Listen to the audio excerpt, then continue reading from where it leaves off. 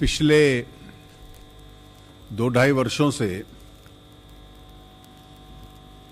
कई ऐसे स्टेप्स हैं जो सरकार ने और विशेष रूप से रेवेन्यू डिपार्टमेंट ने उठाए हैं इस उद्देश्य से कि ये देश अधिक से अधिक टैक्स कंप्लायंट बने और टैक्स इवेजन या अवॉइडेंस अपने आप में समाप्त हो।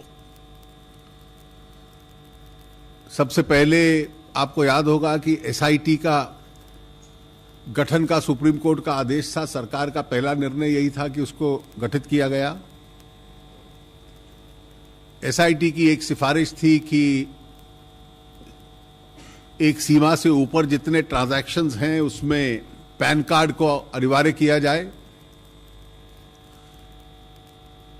उसके बाद उनकी एक सिफारिश थी कि कुछ इस प्रकार के टैक्स फ्रॉड्स हैं, केवल टैक्स इवेजन नहीं लेकिन कई प्रकार के टैक्स फ्रॉड्स हैं, उनको पीएमएलए के लिए प्रेडिकेट ऑफेंस बनाया जाए। वो बनाया गया। फेमा में भी एक तब्दीली लाए थे कि जो विदेशों में अनडिक्लेयर्ड एसेट है उसके स्थान पर डोमेस्टिक एसेट कॉन्फिस्केट हो सकता है उतनी वैल्यू का।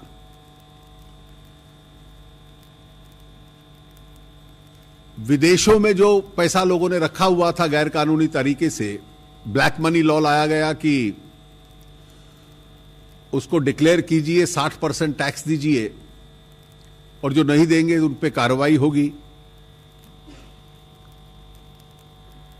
बेनामी एक्ट पूरे रूप से बदला गया जो कई वर्षों से पेंडिंग था कि जो बेनामी प्रॉपर्टी होगी वो वेस्ट कर जाएगी सरकार के अंदर, क्योंकि जो बाहर पैसा साधन पड़े रहते हैं गैर कानूनी तरीके से उसमें अंतर्राष्ट्रीय सहयोग और कोऑपरेशन चाहिए होता है। तो यूनाइटेड स्टेट्स के साथ फटका का अरेंजमेंट हस्ताक्षर किए गए। मॉरिशस ट्रीटी को बदला गया कि राउंड ट्रिपिंग ऑफ इन्वेस्टमेंट ना हो। अब उसका कॉन्सिक्वेंशियल इफेक्ट और ट्रीटीज पे भी पड़ेगा। स्विट्जरलैंड के साथ ऑटोमेटिक एक्सचेंज ऑफ इंफॉर्मेशन का समझौता सरकार ने किया। और जो बेप्स यानी बेस इरोजन और प्रॉफिट शेयरिंग में कंट्री रिपोर्टिंग की आवश्यकता थी उसको आगे बढ़ाया गया। जहां तक actual assessment, detection of black money, prosecution था, एचएसबीसी केस में जितने लोगों के एचएसबीसी में लिस्ट में थे लगभग 8,000 करोड़ रुपए का असेसमेंट हो चुका है और 164 प्रोसिक्यूशंस फाइल किए जा चुके हैं। जो international consortium of investigative journalist ने अकाउंट्स निकाले थे उसमें लगभग 5,000 करोड़ रुपए का डिटेक्शन हो चुका है और 55 प्रोसिक्यूशन फाइल हो चुके हैं। पनामा केसेस में भी 250 के रेफरेंसेस दूसरे देशों को दिए गए हैं और उसकी जांच भी काफी अच्छी गति पे चल रही है।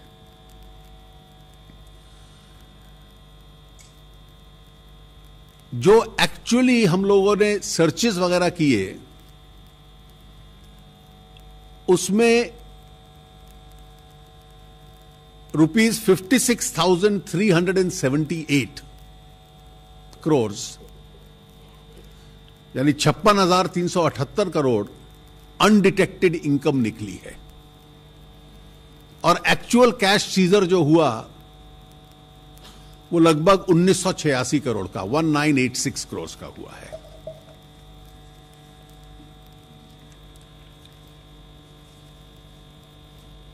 डिपार्टमेंट की जो डिटेक्शन करने की कैपेबिलिटी है उसका आईटी अपग्रेडेशन काफी हुआ और लगभग 16,000 करोड़ रुपया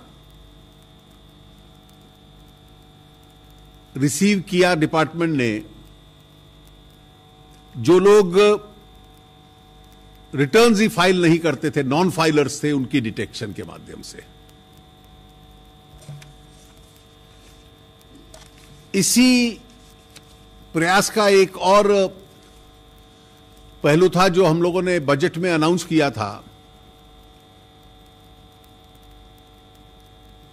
कि इनकम डिस्क्लोजर स्कीम सरकार लाएगी।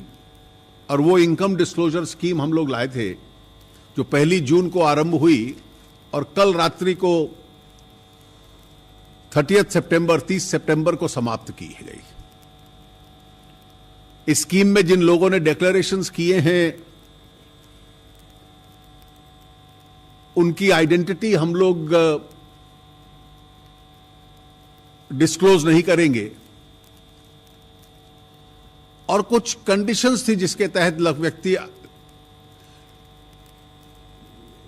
रिटर्न्स भर सकते थे, डिस्क्लोजर कर सकते थे। कि जिस किसी के पास ऐसी इनकम है जो अभी डिस्क्लोज नहीं है या विच हैज एस्केप्ड असेसमेंट, मैंने पहले भी कहा था कि ये इम्यूनिटी स्कीम नहीं है। इम्यूनिटी स्कीम में आप टैक्स दे दीजिए और आपको छुट्टी मिल जाती है। इसमें टैक्स के साथ पेनल्टी भी थी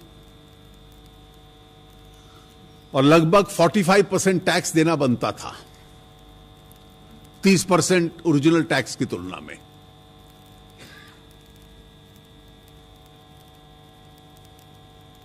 मतलब अगर मैं तुलना करूं तो 1997 की जो स्कीम थी उसमें सिंपल टैक्स था और वैल्यू एसेट की 10 साल पुरानी थी। तो जो रियल रेट ऑफ टैक्स था अगर 10 साल पुरानी वैल्यू ले ली जाए तो बहुत कम हो जाता था। हम लोग नहीं चाहते थे कि जो लोग नॉन कंप्लायंट रहे हैं उनको कंप्लायंट लोगों की तुलना में बेहतर टर्म्स दी जाएं। That would be a discrimination against the tax compliant people. So the non-compliant had to pay more. Under the 1997 scheme, the non-compliant were paying much less. कल रात को यह स्कीम बंद हुई है और अभी तक क्योंकि इसमें ऑनलाइन डिस्क्लोजर्स भी थे और मैनुअल डिस्क्लोजर्स भी थे। कुछ डिस्क्लोजर्स का जब मैं आपसे अभी बात कर रहा हूं तो अभी उनका टैबुलेशन नहीं हुआ है and those have to be verified. तो जब उनका वेरिफिकेशन होगा और टैबुलेशन होगा तो जो मैं फिगर देने वाला हूं आपको, इसका थोड़ा सा अपवर्ड रिवीजन वो कितना होता है, it depends on the verification of what is still pending. वो बाद में हम लोग जब टोटल हो जाएगा तो आपको जब उचित समझेंगे तो समय पर उसका डिस्क्लोजर दे देंगे। अभी तक जितने टैब्यूलेशन किए हैं उसमें जो डिक्लेरेशंस आए हैं वो है 64,275। This figure will increase after the entire total, but these are the ones which are tabulated till now. 64,275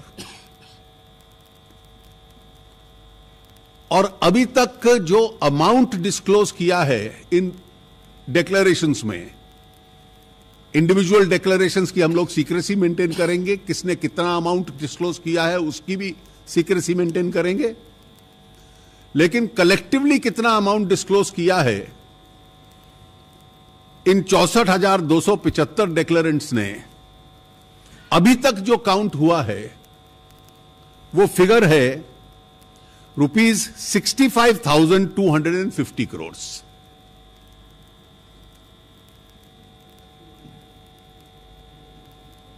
₹65,250 crore. तो मैं एक बार फिर रिपीट कर देता हूं, जो अभी तक टैब्यूलेट किए गए हैं 64,275 declarants, and the amount they have so far disclosed is 65,250 crores। मतलब अप्रोक्सीमेटली अगर हम एवरेज लें तो 1 करोड़ रुपया पर डिक्लेरेशन आता है। कुछ का कम होगा, कुछ का ज्यादा होगा, लेकिन that is the average quantum per declarant so far amongst those tabulated. Now this figure I am repeating could be revised upwards once the final tabulation is done. So please take it only as tentative. और यह ध्यान रहे कि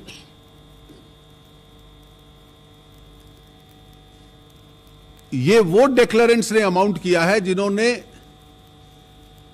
इस basis पे किया है कि वो 45% इस पे टैक्स देंगे। So on a high taxation rate, this is the quantum of amount which has so far been disclosed. इसके बाद जो फाइनल टैब्यूलेशन और वेरिफिकेशंस के बाद, क्योंकि कुछ केसेस में वेरिफिकेशन भी आवश्यक है, इसलिए उस वेरिफिकेशन के बाद जो फाइनल फिगर बनेगा वो सीबीडीटी की तरफ से आपको दे दिया जाएगा। मैं रेवेन्यू डिपार्टमेंट का, सीबीडीटी का, इनके सभी अधिकारियों का जिन्होंने बहुत मेहनत की है कि इस स्कीम को सफल बनाने में, उनका अभिनंदन करता हूं। और इससे पहले के भी मैंने जो तथ्य बताए हैं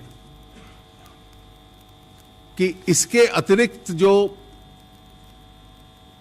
इनके एक्शंस में आया, असेसमेंट से आया, कोअर्सिव एक्शन से आया, अलग अलग स्कीम्स के तहत आया, और जो फॉरेन अकाउंट्स की इंफॉर्मेशन आई उसके तहत आया, that entire amount is over and above this.